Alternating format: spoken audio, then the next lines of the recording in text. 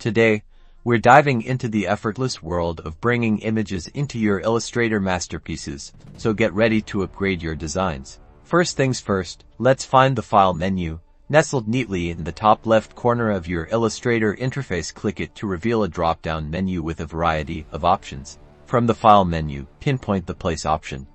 This is where the magic happens. It's the key to importing those captivating pictures. Click Place, and a new window will pop open, ready for you. The Place dialog box appears, showcasing your computer's file system. Here you're able to browse through your files, finding the perfect image you wish to include. Locate your image, and give it a single click to select it. The real fun starts now.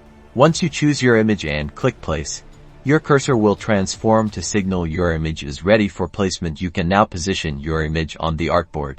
To place your image at its original size, simply single-click anywhere on the artboard. Illustrator will then perfectly position your selected picture where you clicked. Want to resize the image to fit your project? No problem.